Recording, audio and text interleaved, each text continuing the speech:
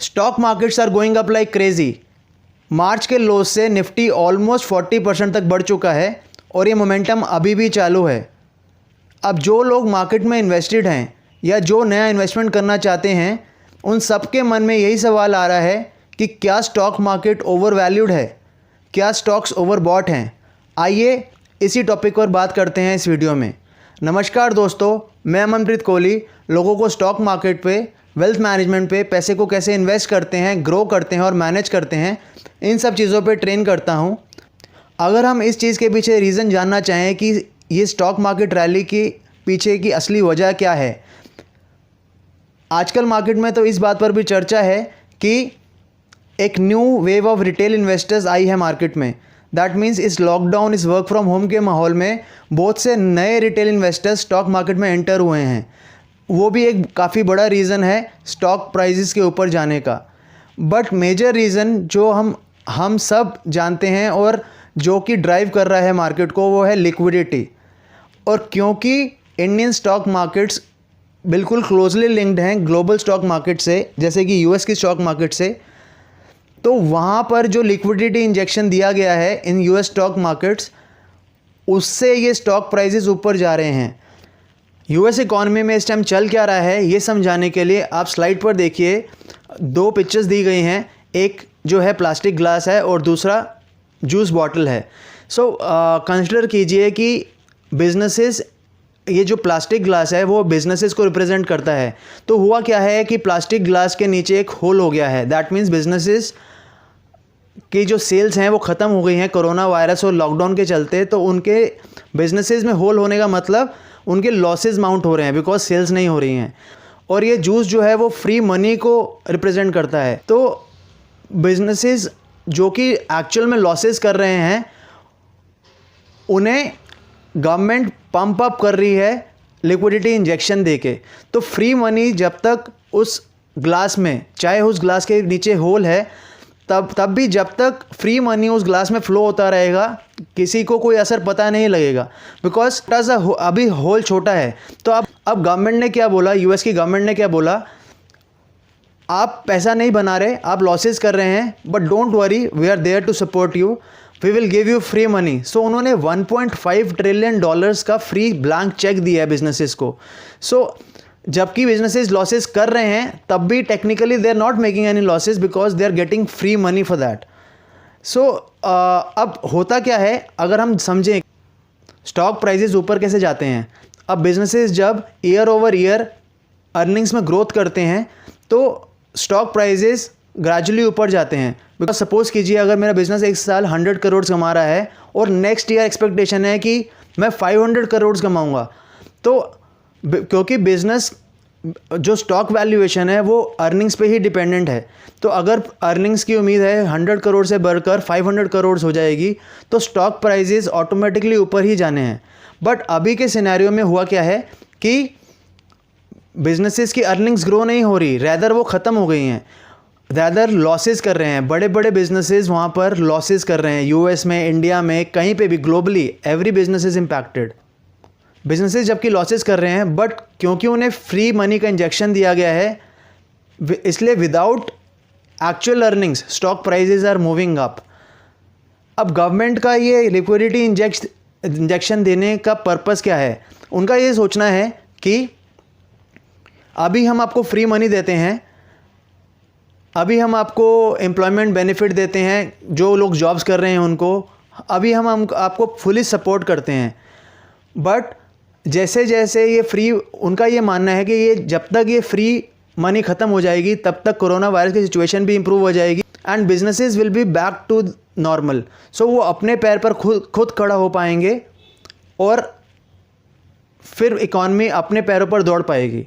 But यहीं पर catch है, अगर एज एन इन्वेस्टर मुझे इन्वेस्ट करना है तो मेरे लिए यहाँ पर कन्फ्यूजन है कि मतलब फ्री मनी देकर ये दिखाया जा रहा है मार्केट में कि there is no risk even when the big businesses are not making any money or incurring losses, but क्योंकि फ्री मनी अवेलेबल है तो रिस्क नहीं है। अब ट्रू टेस्ट इकोनॉमी का कब होगा? जब everything will be back to its normal, मतलब जब बिजनेसेस को खुद खड़ा होना पड़ेगा पैरों पर, जब लिक्विडिटी ड्राई अप हो जाएगी, जब ये स्टिमुलस चेक्स, एम्प्लॉयमेंट बेनिफिट्स सब खत्म हो जाएंगे, वही जो है वो रियल टेस्ट होगा इकॉनमी का। अब ये लिक्विडिटी इंजेक्शन देने का फ़ायदा क्या है? फ़ायदा ये था कि बिजनेसेस सर्वाइव कर पाएंगे एंड टेक्निकली उनको लॉसेस नहीं होंगे and they can stand longer in the business. But इसकी वजह से बबल फॉर्मेशन बन रहा है स्टॉक प्राइजेस में, बिकॉज रियल इंक्रीज नहीं है अर्निंग्स में। एंड जो लिक्विडिटी इंजेक्शन है उसकी भी एक लिमिट है इकॉनमी को सपोर्ट करने की। अब ट्रम्प गवर्नमेंट इस साल, जो कि 2020 में इलेक्शन ईयर है, वो हर कोशिश करेंगे कि इकॉनमी नीचे ना जाए, बिजनेसेस बैड ना करें, कोई बैंकरप्सी ना हो, because that will impact their chances of reelection. So वो अपनी तरफ से जितना मैक्सिमम कर सकते हैं वो बिजनेस को सपोर्ट करेंगे ही करेंगे। अब हमारा सवाल कि क्या स्टॉक मार्केट्स ओवर वैल्यूड हैं या नहीं हैं, अब इस चीज़ के लिए आपको अपने आप को 2 क्वेश्चंस पूछने हैं। वो क्वेश्चंस क्या हैं? एक क्वेश्चन है कि आपका आउटलुक क्या है इकॉनमी को लेकर, आप कितना लंबा सोचते हैं इकॉनमी को लेकर। और सेकंड, मार्केट में demand and supply situation of investments क्या है। अगर तो आपका आउटलुक 3 to 6 months है, yes stock markets may be और are overvalued because technically no business is making any money, वो पैसा ही नहीं बना रहे, तो स्टॉक प्राइसेस ऊपर कैसे जा रहे हैं? तो they are overvalued in the short term of 3 to 6 months।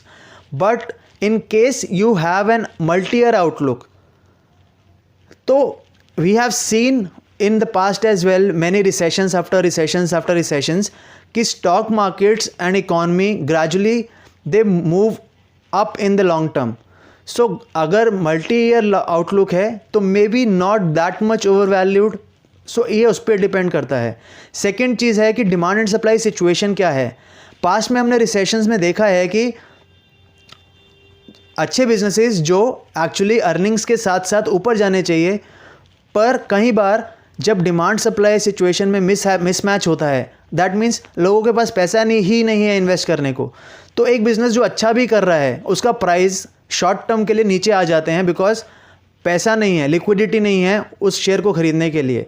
But अभी के सिनेरियो में हो क्या रहा है कि बहुत से बड़े इन्वेस्टर्स साइड लाइन्स पर बैठे हैं। दैट मीन्स उनको अभी भी विश्वास नहीं है कि ये कोरोना वायरस इतना जल्दी ख़त्म हो जाएगा और बिजनेसेस बैक टू नॉर्मल इतनी जल्दी हो जाएंगे। And there is more cash than ever sitting on the sidelines. वो वेट कर रहे हैं maybe second stock market crash के लिए।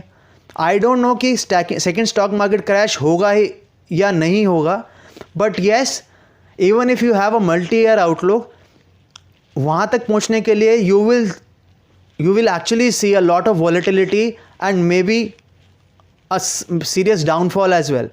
सो अब वही कि ये चीज़ कि मार्केट ओवर वैल्यूड है कि नहीं, इसका आंसर डिपेंड करता है आपके आउटलुक और डिमांड सप्लाई सिचुएशन पे। होप आप सबको ये थोड़ा क्लियर हुआ हो कि स्टॉक मार्केट ओवर वैल्यूड हैं या फेयरली वैल्यूड हैं या अंडर वैल्यूड हैं। इस सब चीज़ को लेकर जो आप सबके दिमाग में कन्फ्यूजन चल रही है, होप इस वीडियो ने थोड़ा उस कन्फ्यूजन को दूर किया हो ताकि आप एक इन्फॉर्म्ड डिसीजन ले पाएँ अपने फाइनेंशियल मैटर्स को लेकर। वीडियो पसंद आई हो तो इसे लाइक और शेयर ज़रूर करें, बिकॉज आपके शेयर करने से हमारा मोटिवेशन बढ़ता है और यूट्यूब भी इस वीडियो को और लोगों से शेयर करता है। चैनल को सब्सक्राइब करें, साथ ही में बेल आइकन दबाना ना भूलें ताकि आप फ्यूचर की कोई भी वीडियो मिस ना करें। किसी भी क्वेरी के लिए आप कमेंट करके या दिए गए कॉन्टैक्ट्स पर रीच आउट करके हमें पूछ सकते हैं। Thank you, take care, bye bye.